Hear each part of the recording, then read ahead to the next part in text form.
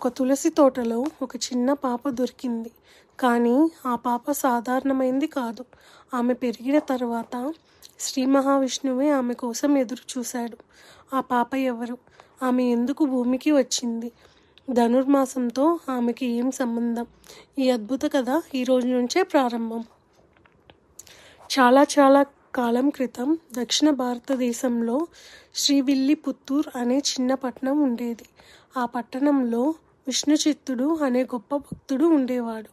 అతను ప్రతిరోజు తులసి తోటలో పూలు కోసి శ్రీరంగనాథుడికి మాలలు తయారు చేసేవాడు. ఒకరోజు ఉదయం తులసి తోటలోకి వెళ్ళిన విష్ణుచిత్తుడికి ఒక అద్భుతం కనిపించింది. తులసి మొక్కల మధ్య ఒక చిన్న బాలిక. ఆమె ముఖంలో వెలుగు, కళ్ళల్లో దైవిక కాంతి, చూస్తేనే మనసు కరిగిపోయే అందం. ఇది ఎవరి బిడ్డ అని ఆశ్చర్యపోయాడు విష్ణుచిత్తుడు. ఆ క్షణంలోనే ఆకాశం నుంచి ఒక స్వరం వినిపించిందట. ఈ బాలిక లక్ష్మీదేవి స్వరూపం, నీ కుమార్తెగా పెంచు అని. ఆ బాలికే ఆండాల్. విష్ణుచిత్తుడు ఆమెను తన ఇంటికి తీసుకువెళ్ళాడు. తన ప్రాణం కన్నా ఎక్కువగా పెంచాడు. చిన్న ఆండాల్ ఆటలాడుతూ కూడా శ్రీ విష్ణువు నామం జపించేది. పూలమాలలు చూసి వాటిని తనకే వేసుకొని అద్దంలో చూసుకొని నవ్వేది. నేను గోవిందుడి భార్యను అని చిన్నగా అనుకునేది.